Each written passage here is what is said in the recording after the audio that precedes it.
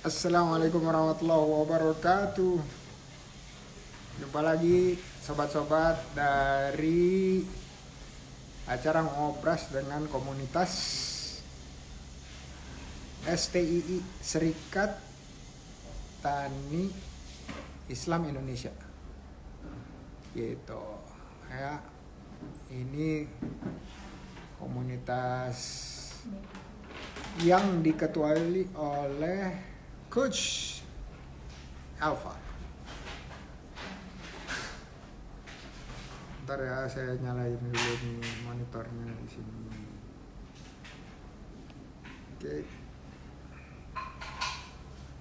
Seperti biasa sambil nunggu kita lihat pertanyaan yang satu ini sebelum kita lihat siapa yang datang ya. Oke.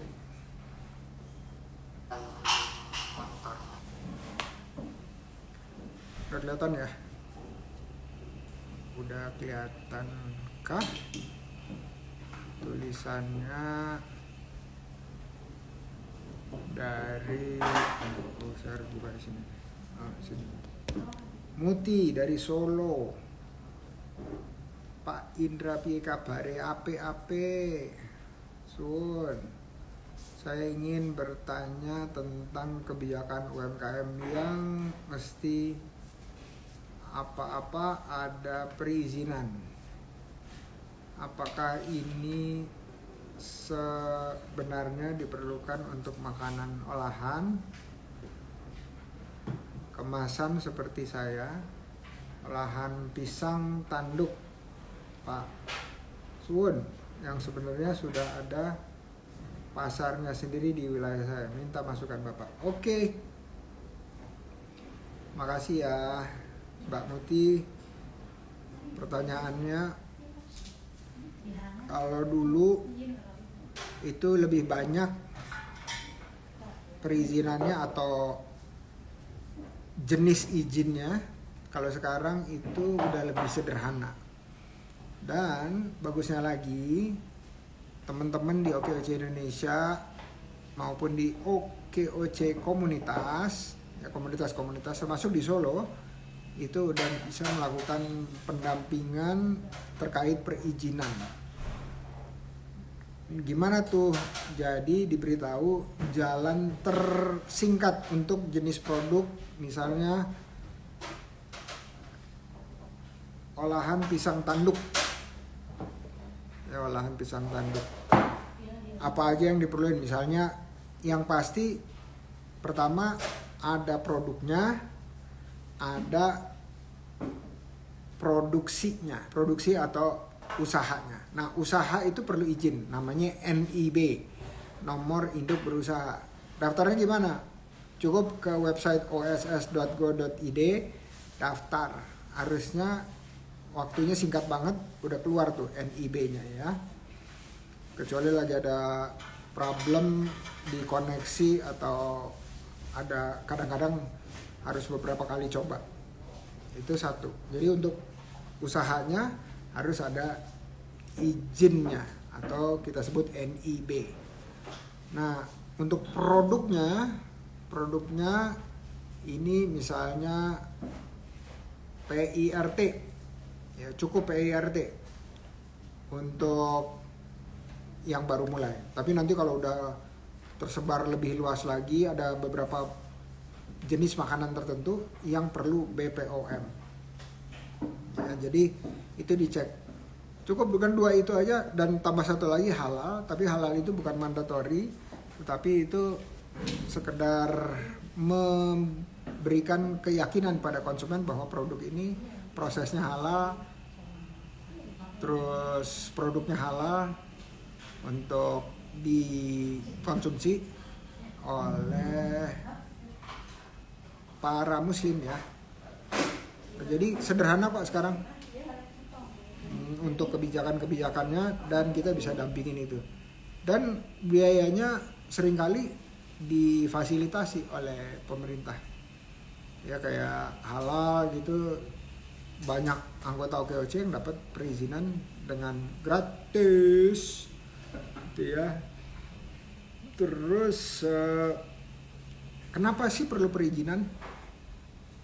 Perizinan itu sederhananya suatu standar yang perlu dipenuhi oleh setiap produsen agar bisa menjaga keamanan yang mengkonsumsi. Keamanan apa? Keamanan jiwa raga gitu ya. Jangan sampai ada unsur-unsur di dalam makanan misalnya contoh yang tidak sesuai dengan standar yang telah ditetapkan, standar kesehatan terutama ya. Jadi ini buat memproteksi customer juga. Dan kalau kita lihat, kalau punya mobil kan harus punya plat nomor BPKB dan STNK ya. Sama usaha juga gitu, ada plat nomornya, terus ada untuk produknya macam-macam produk, ada jenis-jenis perizinan untuk memastikan kualitas untuk konsumen dan keamanan konsumen terjaga. Mudah-mudahan membantu Mbak Muti. Saya ngomong-ngomong dari tadi belum ngecek sound. Udah oke belum sound? Roza Junaid, Masya Allah, salam dari mahasiswa Telkom University. Salam balik. Sekalian Roza mau nanya ya, izin bertanya untuk undang Prof seminar, Prof bisa menghubungi siapa Prof? DM aja cukup Roza ya, DM aja supaya nanti saya bisa kasih nomornya. Oh ini udah ada nih nomornya asisten saya, Winnie Mua namanya, Winnie Mua. Enggak ada, Winnie aja. 0822 1341 6800 0822 1341 6800. Silakan ya. Mudah-mudahan waktunya pas. Oke. Kita lihat ya, apakah Tasya Etnik dan Den Bagus TV sudah hadir atau belum? Den Bagus udah request.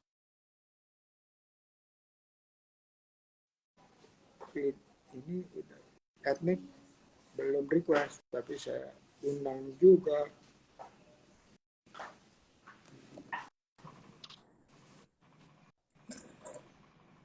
Assalamualaikum. Waalaikumsalam warahmatullahi wabarakatuh. Halo Pak Indra. Assalamualaikum Pak Indra. Waalaikumsalam. Dari ini Lampung. Dari Lampung ya? Alhamdulillah. Ya. Alhamdulillah. Jadi yang pakai hijab merah namanya siapa? Saya Eva, Pak Indra dari Den Bagus TV. Oh, Mbak Eva ya. Oke, Mbak Eva. Kalau yang pakai hijab hitam, untung hijabnya beda warna nih. Iya. Alhamdulillah beda warna ya. Pak Indra. Kalau beda. Siapa Ibu? Saya Nur Aini dari Lampung. Nur Aini. Namanya siapa Ibu? Oh iya, bentar saya lihat. Nur Aini. Sini harusnya ada nih, harusnya ada. Panggilannya Bu Nur ya? Iya, benar. Bukan? Iya, betul. Salam kenal juga Bu Nur Aini. Salam kenal juga. Oke. Iya, baik ya. Padahal satu komunitas nih. Salam kenal katanya. Belum pernah ketemu ya berarti ya? Baru bertemu. Iya. Oke, saya buka dulu. Nah, kita mulai ya. Bismillahirrahmanirrahim. Ini terima kasih waktunya udah diluangkan dan kita di sini ngobrol-ngobrol santai ya. Kenal-kenalan, ta'arufan. Yeah. Gitu ya.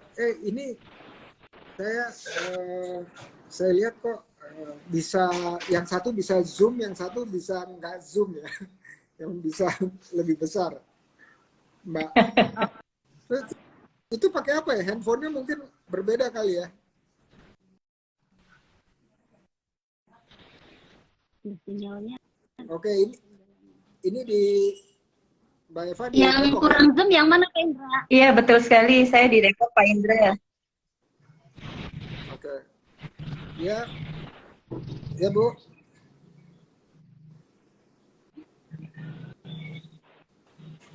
Umi Gaza, stabil nggak signalnya Umi Gaza? Oh iya, iya. Ya. Signalnya di Lampung stabil nggak? Cukup stabil nggak?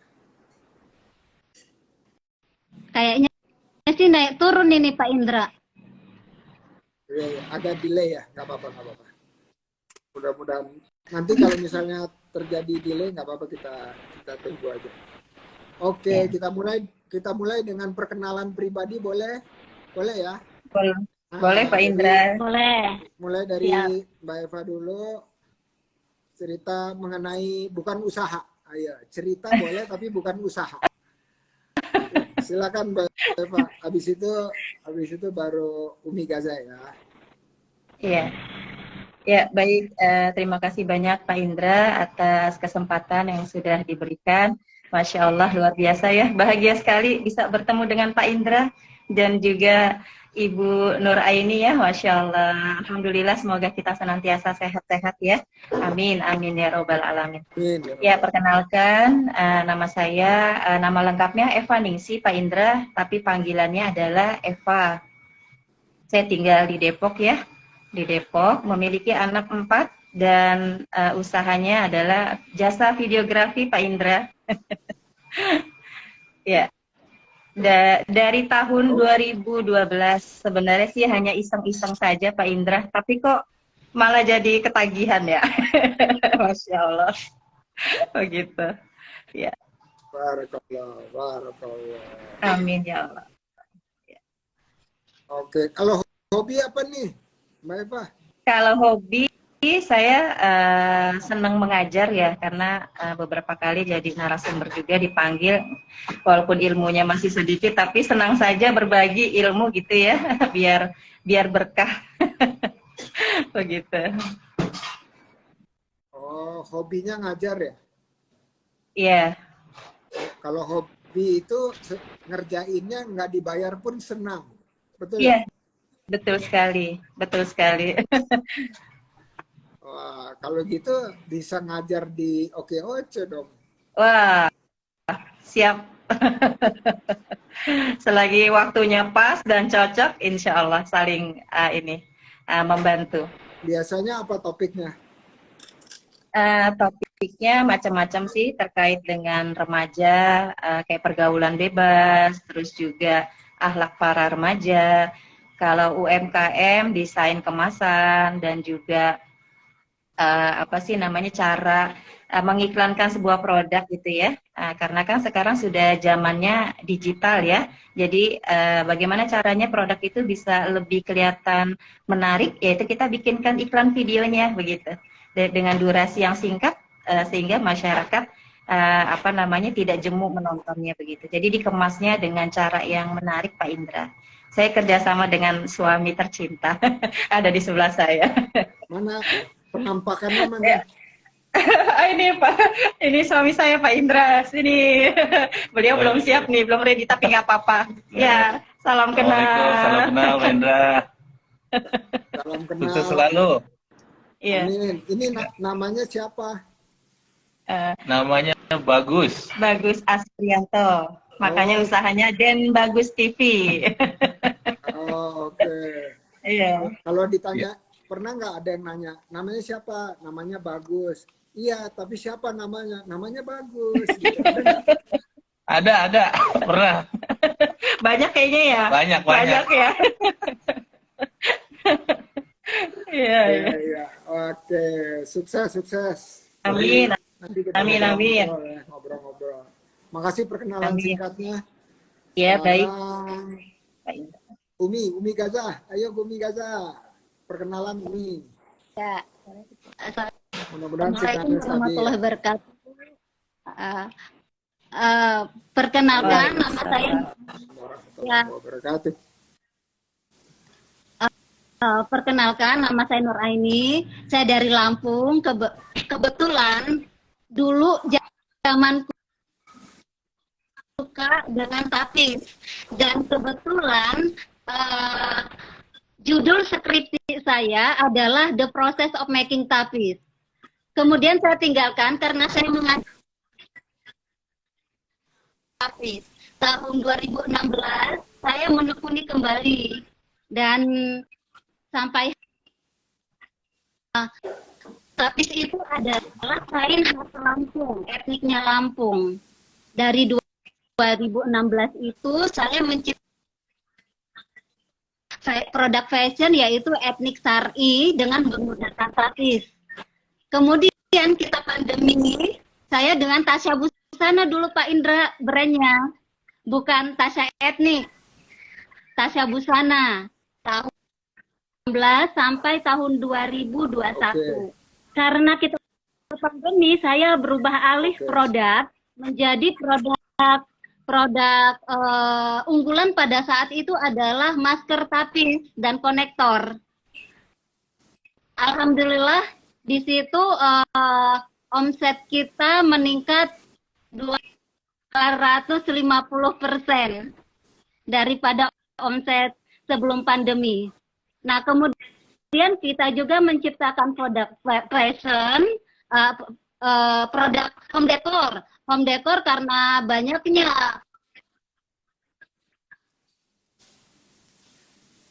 sementara mereka juga ingin nyaman dengan pekerjaan di rumah.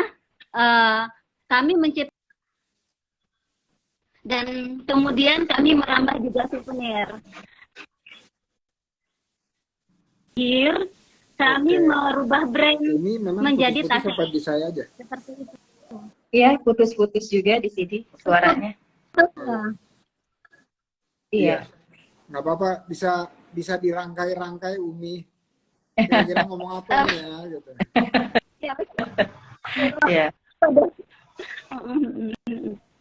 Jadi kita tahun 2022 akhir kita merubah brand kita menjadi Tasya Etnik dan kita juga mengurus legalitas kembali, yaitu salah satunya Haki juga selain NIB. Seperti itu. Jadi yang tadinya kami bisa bertahan di situasi saat ini karena kami melihat peluang yang paling terdekat. Jadi per 3 bulan kami mengulik produk apa yang akan kami keluarkan untuk melihat market yang ada di depan mata. Seperti itu, Pak Indra.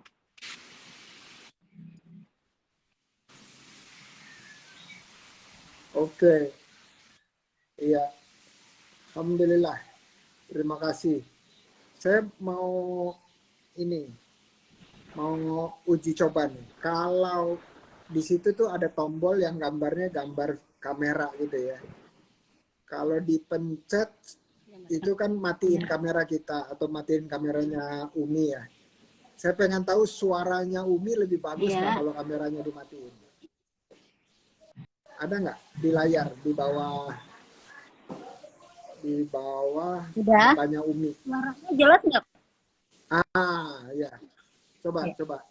Lebih jelas ngobrol yang coba saya pengen tahu suaranya lebih bagus nggak? Tapi yang tadi terakhir 2 kalimat terakhir bisa diulang Umi.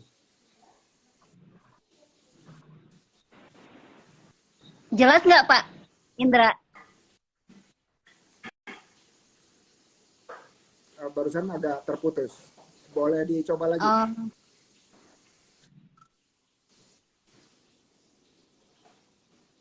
Suaranya jelas nggak Pak Indra? Coba deh. Sekarang jelas, coba agak panjangan deh. 2021 Tasya Etnik 2-3 kalimat terakhir. Ya. Merubah Tasya Busana merubah menjadi Tasya Etnik. Jelas nggak Pak?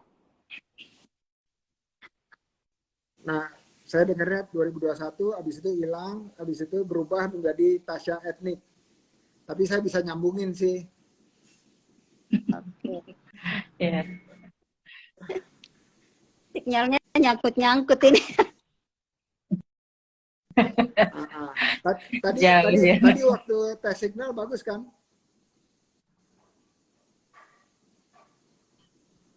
Dengan Winnie tadi bagus tes signalnya. Sama Mbak Winnie tadi memang naik turun gitu, Pak. Oh ya udah nggak apa-apa. Ini agak lebih stabil nih sekarang. Nggak apa-apa, videonya dimatiin aja. Oke.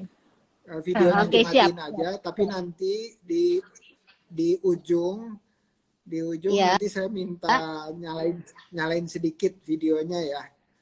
Mudah-mudahan biasanya kalau Siap, udah pertengahan itu udah lebih stabil. Amin. Oke. Amin. Nah, Amin. ini udah nggak putus-putus nih, udah bagus banget. Oke. Makasih perkenalannya Umi sama Mbak Eva. Nah, sekarang kalau tadi kan masing-masing pribadi berkenalan.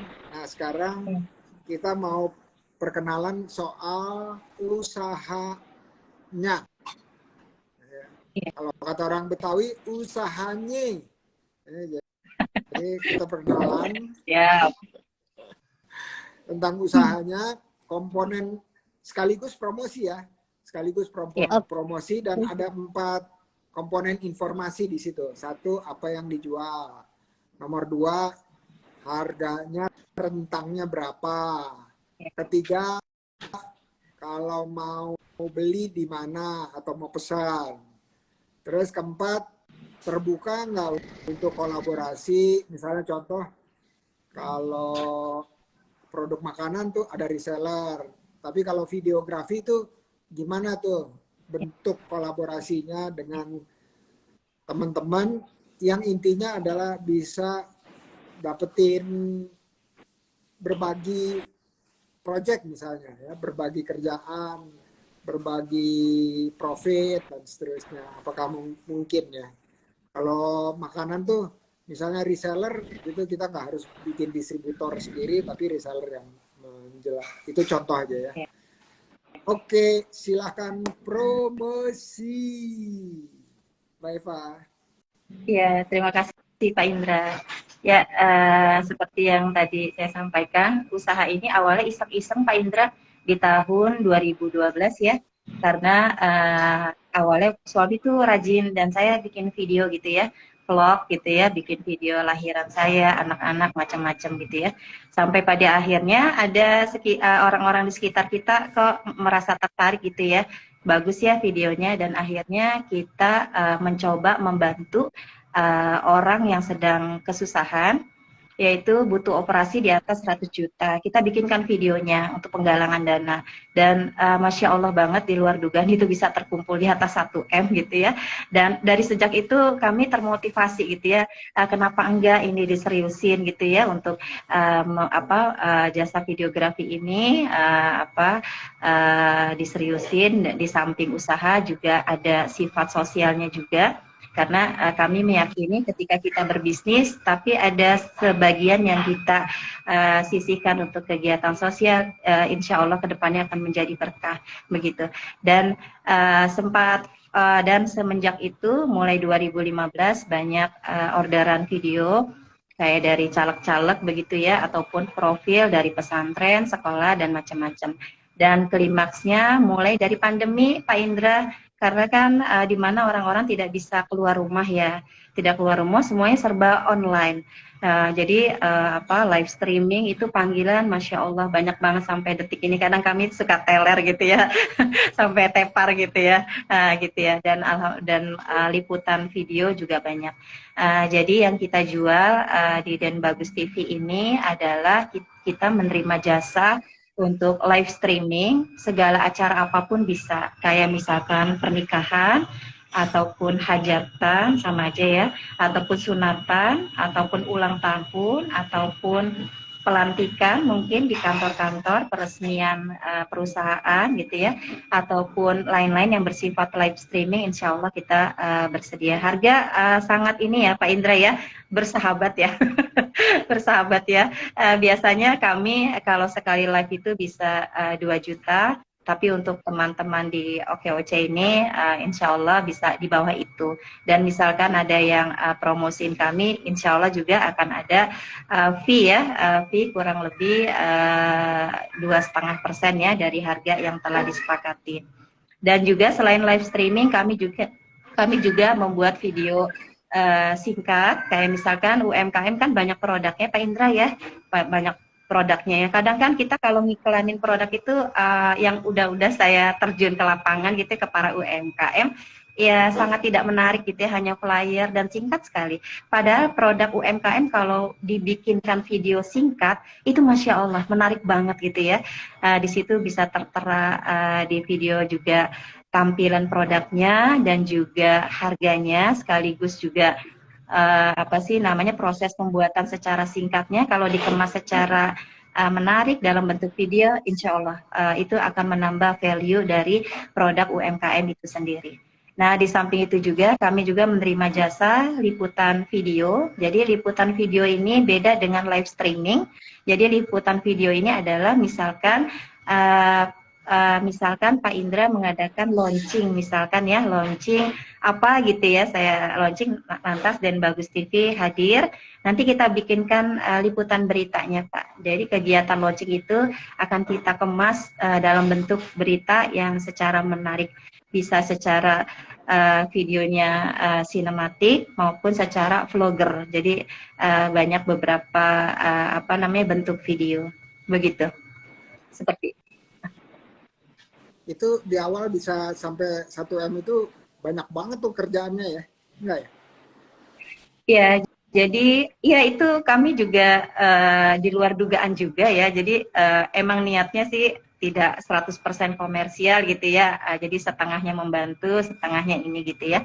Jadi kami syuting ke TKP, terus ternyata viral videonya. Jadi kesana kemari sampai dari berbagai orang tuh mengirimkan video yang kami buat gitu ya. Sampai terkumpul di atas 1 miliar, dan alhamdulillah ya sampai pasiennya pun juga diundang ke salah satu televisi setelah video itu viral, televisi, dan akhirnya mendapatkan bantuan juga pasiennya, dan alhamdulillah sampai detik ini sudah sembuh anak tersebut. Jadi kondisinya dia melengkung badannya kayak udang, masih umur 10 tahunan dan butuh operasi sampai beberapa kali, dan alhamdulillah kami bahagia bisa menjadi bagian untuk membantu orang lain. Begitu Pak Indra. Tadi saya kelewat itu, kira-kira kalau ada yang mau pakai jasanya ada ancer-ancer ini nggak? Ya, kalau untuk live streaming biasanya kita harga 2 jutaan. Untuk anggota OKOC bisa diskon ya di bawah itu. Atau juga misalkan ada yang memasarkan kami, artinya ada orang lain tapi dia memasarkan, nih ada Den Bagus TV nih, insya Allah nanti ada fee-nya 2,5% yang sudah menyarankan, merekomendasikan Den Bagus TV, itu live streaming. Kalau untuk liputan video kayak acara-acara launching, berita-berita itu murah meriah ya, paling hanya 700 atau 600 ribu. Tapi kalau untuk profil perusahaan, profil pesantren, profil sekolah, itu beraneka ragam biayanya, ada yang 20, ada yang 25, bahkan kami pernah menerima yang harganya di atas 60 juta. Jadi tergantung kesepakatan mau seperti apa bentuk profilnya begitu. Karena semakin banyak permintaan, contoh misalkan profil Pemkot Kota Depok pengen digambarkan dari atas, berarti kan kami membutuhkan drone untuk nanti syuting posisi Kota Depok seperti apa sih kalau dilihat dari atas. Nah, itu berarti biayanya membutuhkan lebih besar lagi. Tapi rata-rata kalau profil yang sederhana kayak sekolah, kayak pesantren itu kurang lebih 20 juta yang sederhana profil. Kalau 30 detik? 30 detik. Itu profil cukupkah 30 detik Pak Indra? Tapi cukup itu juga sih ya kalau dipersingkat. 30 detik itu iklan biasanya. Ah iya, ya kalau yang terkait dengan iklan tentang perusahaan selama 30 menit, 30 detik itu bisalah di bawah 5 juta. Ya. Oke.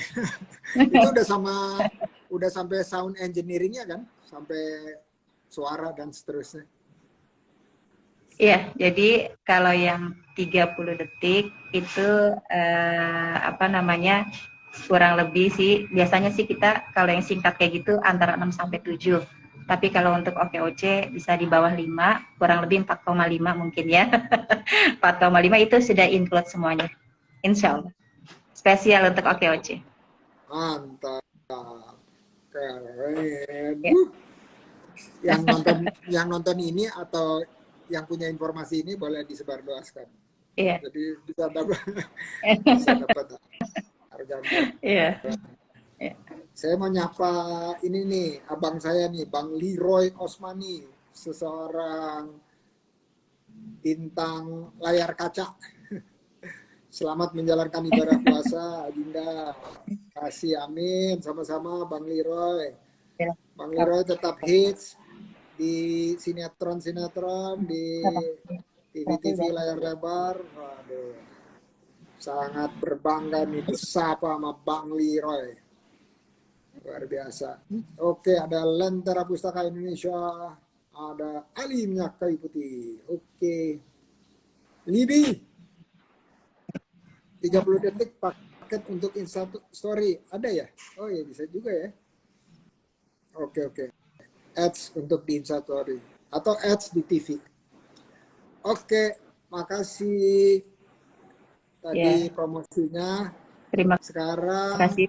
ya Umi mau coba pakai video nggak? Atau mau coba pakai suara dulu terus habis itu nyalain video Umi? Nyoba video ya. Iya boleh. Sekarang suaranya bagus sih, stabil. Iya. Oke. Alhamdulillah. Bagaimana suaranya bagus? Stabil? Oke.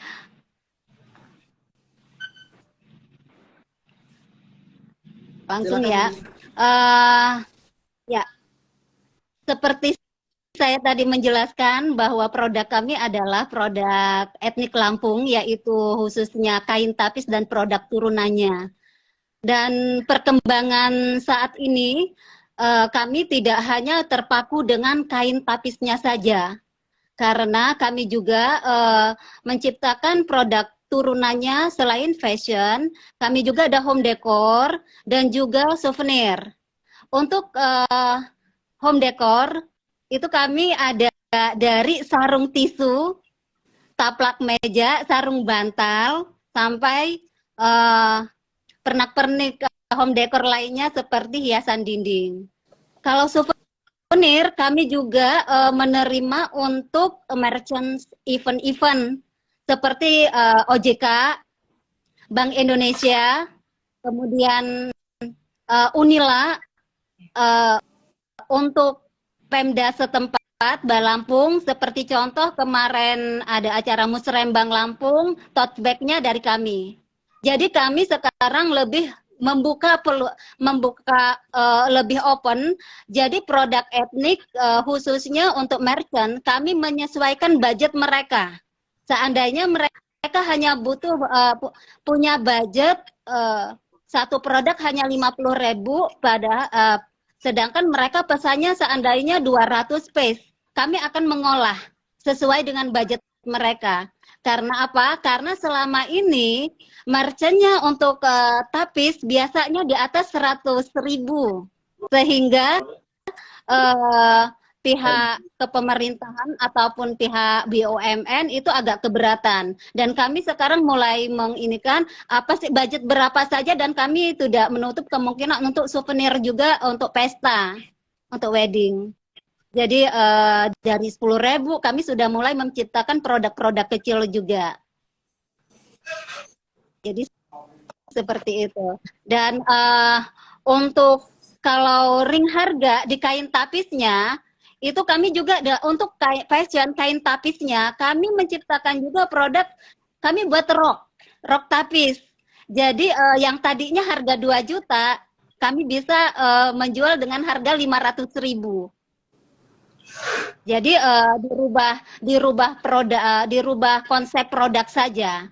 Nah, kemudian juga dari untuk wedding kami juga menerima pesanan untuk couple, pengantin pria dan perempuannya, untuk orang tuanya. Kami pun siap menerima pesanan untuk sarung tapisnya.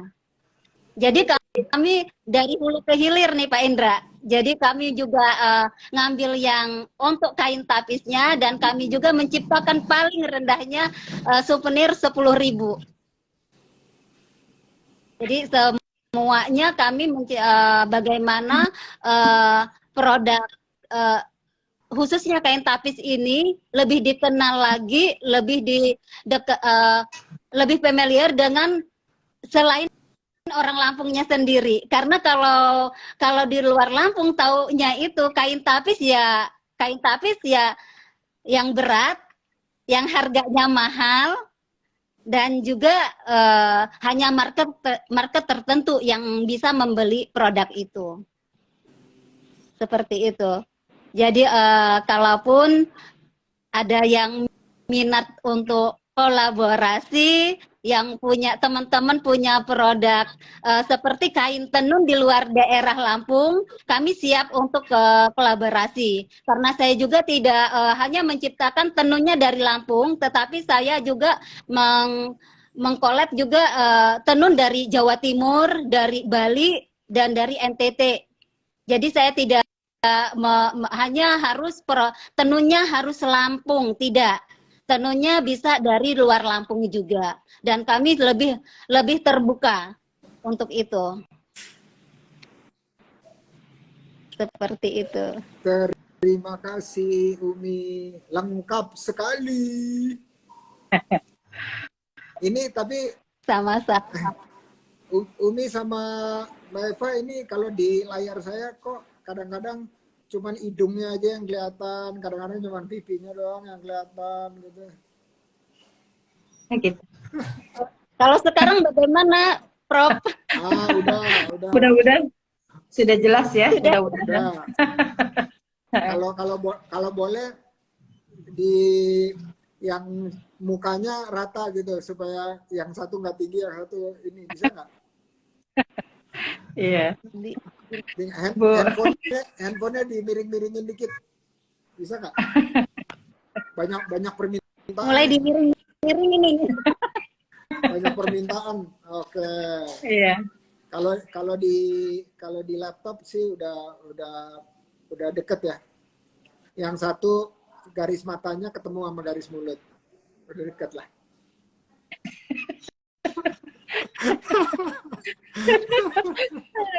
Jauh itu Pak Indra. Oh, jauh. Ya. Nah, kita masih ada sekitar 20 menit untuk bincang-bincang. Biasanya nih ada beberapa pertanyaan yang saya tanya. Selain nanti saya kasih kesempatan untuk bertanya kembali ke saya. Yang pertama, apakah Mbak Eva sama Umi punya cerita untuk dibagi ke saya yang ceritanya rasanya pahit kayak jamu, supaya teman-teman bisa dapetin hikmahnya tanpa harus mengalaminya gitu ya.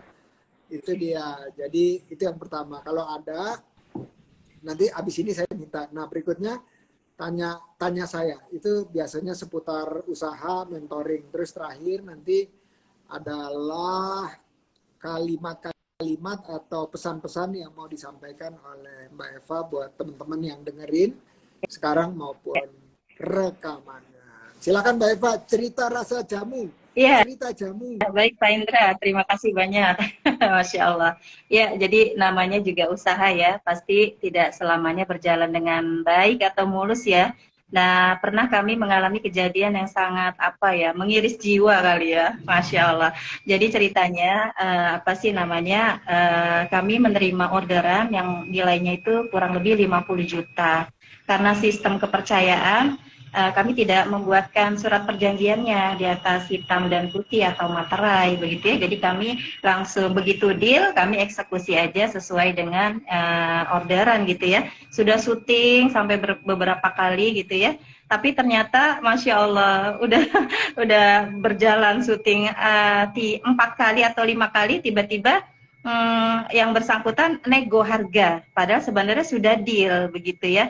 Dan sedangkan kami kan waktu itu di bawah tahun 2017, di mana alat-alat videografi itu mahal sekali ya, mahal sekali gitu ya. Jadi karyawan pun ada 3 orang yang sudah kita terjunkan gitu ya. Jadi disitulah kami kayak merasa, ya Allah kok bisa ya gitu ya, maksudnya orang yang udah kita kenal, orang yang udah kita ini bisa seperti ini gitu ya. Jadi saat itu kami tidak marah-marah dan tidak emosi macam-macam, tidak. Jadi kami lebih kepada kayak qanaah gitu ya, menerima apa adanya. Ya sudahlah, mungkin ini takdirnya Allah. Jadi ibrohnya kami ambil semenjak kejadian itu, kami siapapun itu, baik teman dekat, sahabat dekat, saudara macam-macam, ketika menjalin kerjasama dengan kami, langsung kita buatkan surat perjanjiannya di atas hitam dan putih di atas materai begitu. Dan alhamdulillahnya ketika kami ikhlas dengan takdirnya Allah menggantikannya ternyata dengan yang lebih baik. Ternyata selang 6 bulan kemudian kami dapat orderan yang nominalnya di atas itu, di atas 50 juta itu, Masya Allah. Jadi untuk ibu-ibu atau bapak-bapak yang lagi menonton live ini, ketika kita dijolimi gitu ya, tidak perlu repot-repot kita membalasnya gitu ya, karena sebaik-baik pembalasan adalah yaitu Allah sendiri yang akan membalasnya begitu. Dan yakinlah setiap kerugian yang kita tanggung, ketika kita bisa ikhlas, ketika kita bisa sabar, maka Allah akan memberikan yang lebih baik lagi. Begitu Pak Indra. Amin ya rabbal alamin. Amin. Tapi waktu itu ada kerugian banyak nggak? Lumayan, karena kan kalau kita syuting kan waktu itu kita belum punya drone. Nah, sewa drone itu udah mahal sekali di bawah tahun 2017 ya.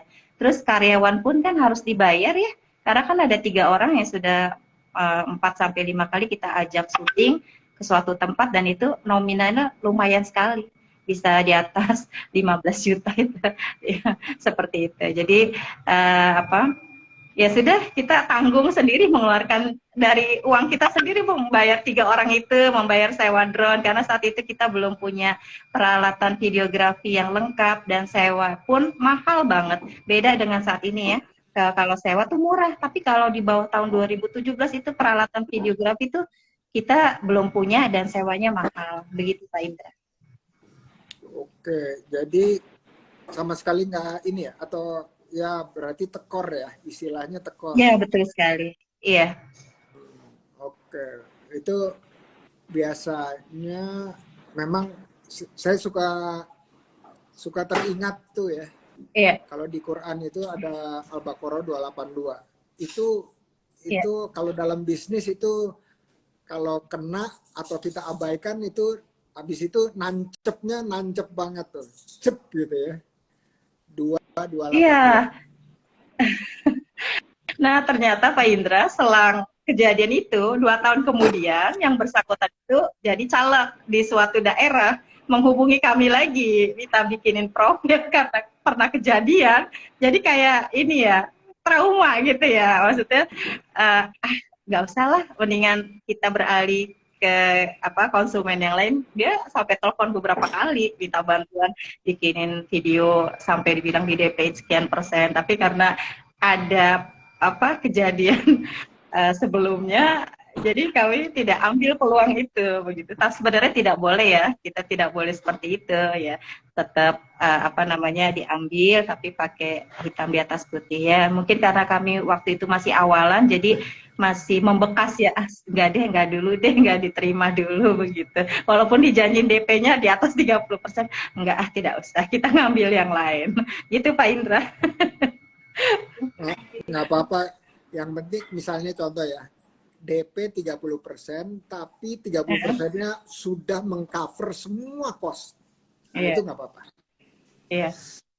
Iya, harusnya demikian ya Pak Indra ya. Jadi bilangnya DP boleh 30%. Artinya apa? Nilai 30% dari apanya itu yang harus dinaikin sehingga 30%-nya itu bisa mengcover semua.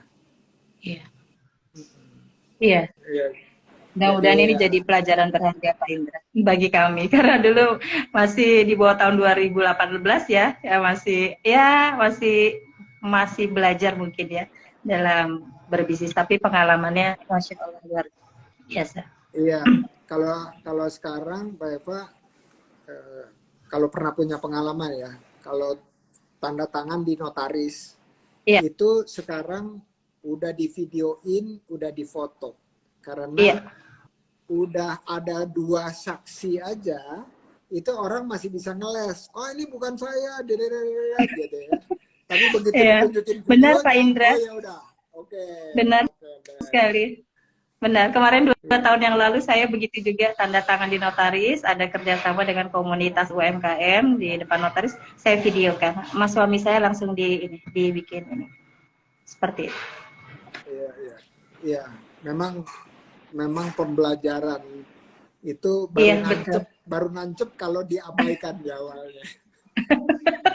Benar sekali Pak Indra, Masya Allah. Oke. Terima kasih sarannya Pak Indra. Iya. Makasih nih. Ya, kita udah beberapa kali dengar bahwa bukan karena tertulis artinya kita tidak atau kurang percaya ya. Enggak ada hubungannya itu. Iya. Karena manusia itu juru lupa. Iya, betul sekali. Iya, Betul kalau sekali. ada yang lupa natural, ada yang dilupa-lupai. Nah itu ngeri tuh, yang dilupa-lupakan itu. Masya Allah. Iya, oke.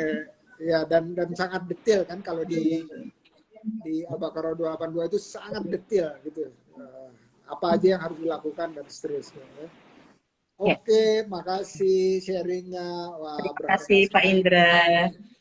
Sobat Iya. Ngobraser itu keren ya. Nah ini pengen dengar juga cerita dari Umi. Ada nggak Umi? Ada sekali Pak Indra. Banyak lagi ya? Banyak lagi. Salah satunya sebelum pandemi, kalau kami itu kan persiapan untuk Lebaran, itu passion, kami sudah prepare bahan. Jadi kami sudah stok bahan, udah masuk gudang, tiba-tiba awal tahun 2020 jeger pandemi, masuk Lampung, dan kita benar-benar nggak boleh keluar rumah, dan Lebaran pun kita nggak boleh apa-apa gitu kan ya. Tetapi begini Pak Indra, ketika pandemi itu datang, alhamdulillahnya saya saya masih ada rasa syukur. Karena apa? Karena banyak di lingkungan saya seperti tunanetra, mereka benar-benar tidak bisa mencari nafkah. Dan akhirnya saya mengambil keputusan dengan rasa syukur saya membuka dapur umum Pak Indra di rumah. Saya membuat kegiatan sosial, kemudian selama 3 bulan kita buat dapur umum di Tasya Etnik. Alhamdulillahnya si penjahit penjahit saya ini kreatif sekali Pak Indra. Sisa-sisa tenun yang dari aksesoris baju itu dibuatin masker tenun kombinasi list tapis. Seminggu setelah Lebaran, saya mencoba share di grup-grup. Alhamdulillah responnya bagus sekali. Dari permintaan 1 bulan itu 100, kemudian meningkat 500, kemudian meningkat 1000 pieces, dan akhirnya kita sampai membuka lowongan pekerjaan untuk para penjahit-penjahit yang nganggur, dan itu kebanyakan adalah mereka memang yang datang ke kita itu adalah ibu-ibu single parent yang memang mereka banyak tanggungan dan mereka harus mencari penghasilan. Dan alhamdulillah kami mencapai 6.000 pieces per bulan untuk masker tapis yang harganya untuk reseller kami merekrut sampai 40 orang pada masa pandemi. Dan saya menyiapkan wifi di rumah untuk ibu-ibu yang pegang handphone tetapi nggak punya kuota. Mereka siap untuk berjualan tanpa modal di tempat kita. Mereka bisa foto produk dengan leluasa dan mempromosikan produk kita dengan leluasa juga. Ada salah satu blogger yang beliau ini benar-benar nggak ada kehilangan job lah ya. Itu dalam 2 jam dia bisa menghasilkan profit 200.000 dari masker tapis. Dan saya berpikir bahwa di balik musibah itu pasti Allah mempersiapkan sesuatu yang kejutan-kejutan, tergantung kita mau menyikapi situasi itu. Jadi saya selama 3 bulan saya tidak saya menengok gudang saya itu Pak Indra baru tahun kemarin. Melihat gudang saya, memberesi gudang saya itu baru tahun kemarin dan baru sekarang ini juga karena kita mulai mengeluarkan barang-barang, bahan-bahan yang lalu gitu. Dan ternyata yaitu ketika kita benar-benar lillahi ta'ala menerima situasi yang dikasih Allah dengan ikhlas dan kita berpikir bahwa kita masih bersyukur dan menyikapi rasa syukurnya dengan banyak memikirkan banyak orang lain, ternyata Allah yang mengatur rezeki kita. Itu Amin. Itu yang saya inikan. Tapi memang ya itu tadi yang bahan yang udah dipersiapkan dari tahun 2019 akhir itu benar-benar baru ditengok dan baru kita mulai produksi di tahun 2022. Masya. Barakallah. Alhamdulillah. Terima kasih. Dan untungnya berapa tahun nggak ditengok itu nggak dimakan sama binatang apa gitu ya, ngengat gitu nggak ya? Alhamdulillah aman. Dan ternyata saya mengambil itulah yang makanya Tasya Busana kita rubah menjadi Tasya Etnik itu perjalanannya itu salah satunya bahwa masker yang harga 12.500 itu omsetnya bisa melebihi baju yang harganya 1.500.000. Barakallah. Jadi kita punya omset untuk ya, jadi dari situlah kami menarik kesimpulan bahwa Tasya sekarang harus bisa meleburkan diri dengan produk-produk kecil yang kelihatannya remeh, tetapi sekali orang pesen ratusan. Daripada kami harus bertahan dengan ego kami dengan produk fashion yang harganya 1,5 juta, 2 juta, tetapi seminggu hanya 1 dan masa pandemi malah tidak ada sama sekali. Jadi akhirnya kami melihat peluang-peluang itu, akhirnya kami belajar. Per 3 bulan kami harus membaca market ini, apalagi yang harus kami keluarkan per 3 bulan. Jadi kerjaannya menghayal terus dan mengamati situasi terus nih Pak Indra. Iya. Itu ada proses inovasi bila saat kepepet. Itu biasanya lebih cemerlang gitu. Terima kasih nih, terima kasih atas sharingnya. Mau bertanya lagi sama Pak Indra? Ya. Boleh bertanya Pak Indra? Lo memang benar abis ini bertanya nih. Ya silakan langsung aja lanjut. Silakan. Ini Pak Indra, situasi hari ini kan kita nggak tahu nih dia naik turun. Kadang pemerintah memberi kebijakan bahwa produk yang harus dipakai adalah wajib produk UMKM. Kemudian UMKM pun mempersiapkan diri untuk menginikan produknya untuk dianut pemerintah. Nah, menurut Pak Indra, gitu kan ya, saran buat kami dari Tasya Etnik, produk apa sih yang harus kami ciptakan yang lebih menjual untuk 1 tahun ke depan?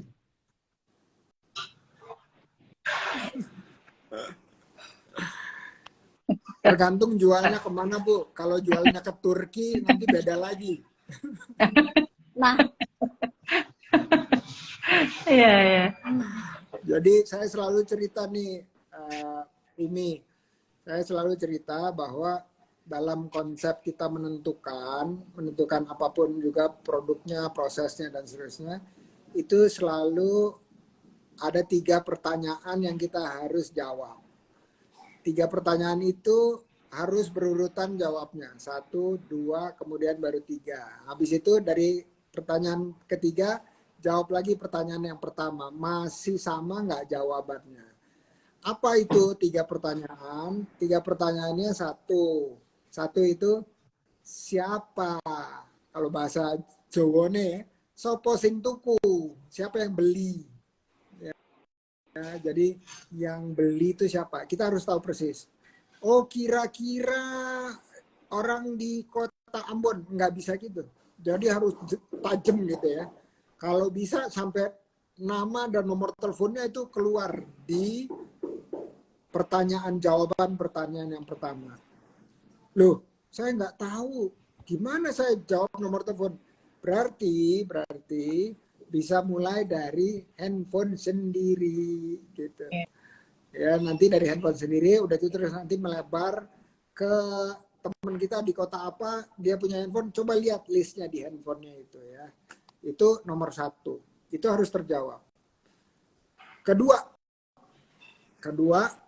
kalau udah tahu siapa yang beli, kita belum tanya mereka perlu apa ya, atau mau beli apa. Yang kedua adalah kira-kira nih siapa mitra kita untuk produksi. Tadi misalnya contoh tukang jahitnya, siapa aja tukang jahitnya, terus suppliernya siapa aja, terus penjualnya atau resellernya siapa aja. Ya, itu kita harus bisa jawab pertanyaan kedua. Jadi how you produce, bagaimana kita memproduksinya, sama who atau siapa mitra kita. Itu pertanyaan kedua terjawab.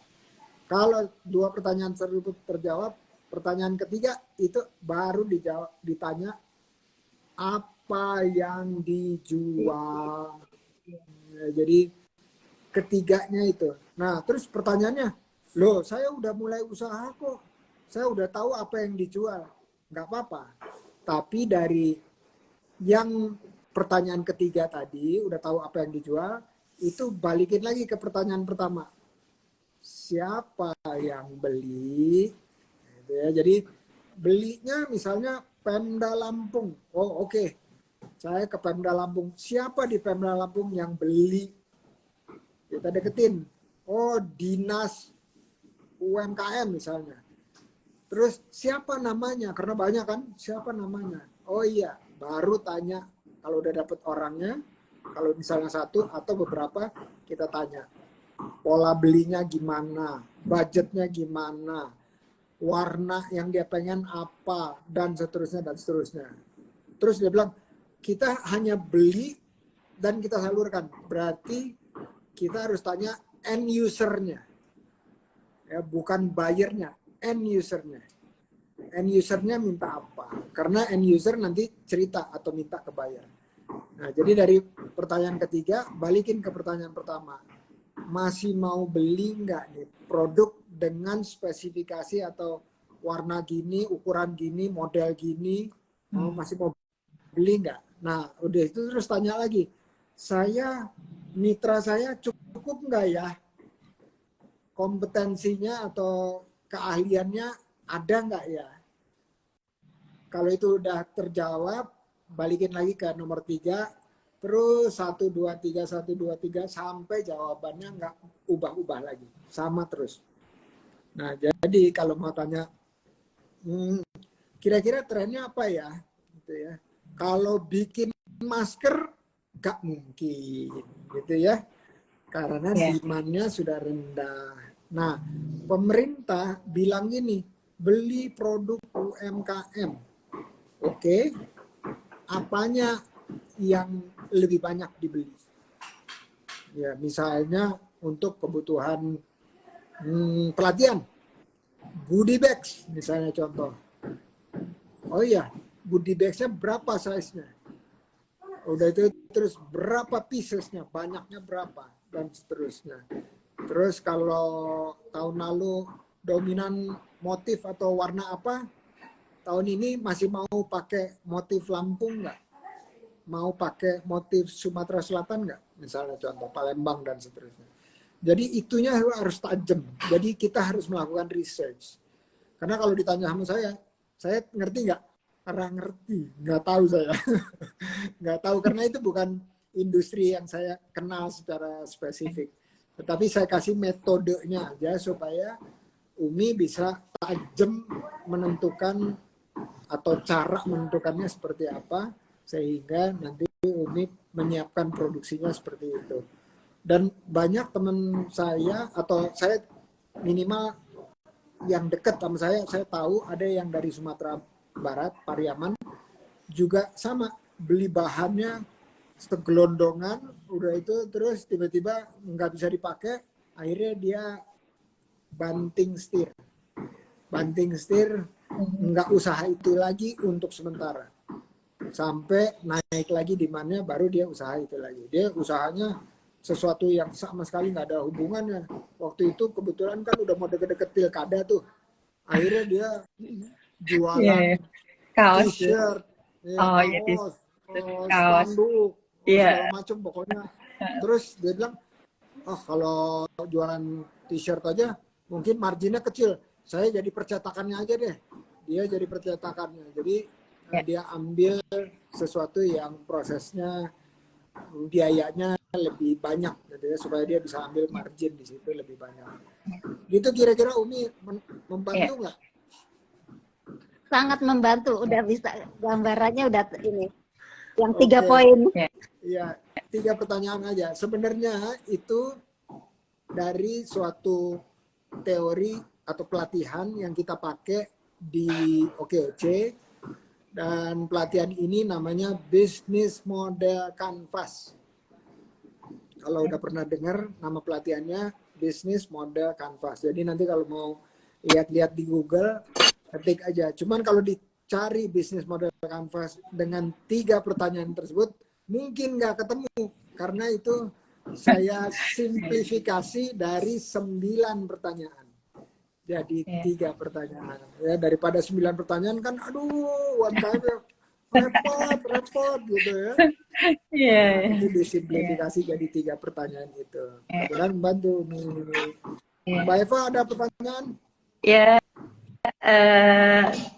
lebih kepada ini Pak Indra, mau mengucapkan terima kasih pada Pak Indra dan kawan-kawan atas kesempatan yang diberikan ya, bisa live bareng dengan Pak Indra. Kan ini juga merupakan cara kita untuk memperluas ya pasaran kita lebih jauh lagi ya. Terima kasih banyak kepada Pak Indra dan tim. Dan mungkin sedikit merevisi saja tadi Bapak Ibu bila berminat menjadi marketing atau merekomendasikan kami, fee-nya 10%. Tadi saya salah bicara, 2,5%. Jadi 10%. Tadi grogi kayaknya. Sekali lagi terima kasih banyak Pak Indra atas kesempatan yang diberikannya. Alhamdulillah. Teman-teman 10% dapat tambahan cuan THR nih. Kalau bisa bekerja sama dengan Dan Bagus TV. Oke, terima kasih. Ini kita udah lewat 2 menit atau berapa nih? 3 menit ya. Jadi saya langsung aja ini minta kalimat penutup atau kata-kata penutup dari Mbak Eva sama Umi buat saya dan teman-teman. Silakan Mbak Eva, habis itu Umi ya. Iya. Dari saya, jangan pernah lelah untuk menjadi yang terbaik dan memberikan yang terbaik. Itu saja. Amin. Terima kasih, Mbak Eva. Iya, sama-sama Pak Indra. Iya. Ketika ingin menyerah, maka ingatlah ketika kita memulai usaha kita. Waduh, jadi begitu mau menyerah harus ingat-ingat yang dulu ya. Flashback ya. Flashback awal-awalnya. Oke, Iya. Alhamdulillah, barakallah, subhanallah, ini Amin. udah Amin ya Allah. selesai. Dan sekarang dari saya giliran yang ucapin terima kasih. Mudah-mudahan dengan silaturahmi ini kita bertiga minimal itu Allah perluas rezekinya dan Amin. panjangkan umurnya. Amin. Amin ya Amin ya rabbal Allah. alamin. Amin ya Allah.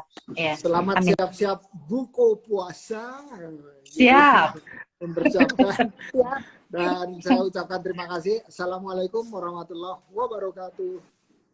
Waalaikumsalam warahmatullahi wabarakatuh. Sampai jumpa lagi Pak Indra, Bu Nur Aini. Assalamualaikum Bapak Ibu semuanya. Iya. Indra, Assalamualaikum. Ya, Ibu. salam warahmatullahi wabarakatuh. Teman-teman, terima kasih tadi barusan kita dengerin ya, sharing-sharing. Alhamdulillahirrahmanirrahim. Ada beberapa hikmah yang bisa kita petik. Semoga bermanfaat. Wah, fika barakallah. Ini Atmojo. Terima kasih ucapannya, doanya. Dan begitu juga sama dengan Bang Atmojo. Oke, ini ada Waalaikumsalam. Semoga Bang Indra sehat, keluarga selalu amin. Dari ini nggak bisa dibaca nih. I1199 IT. Oke, makasih ya. Dan semua yang udah partisipasi aktif. Salam buat Coach Alfa. Terima kasih STII. Assalamualaikum warahmatullahi wabarakatuh.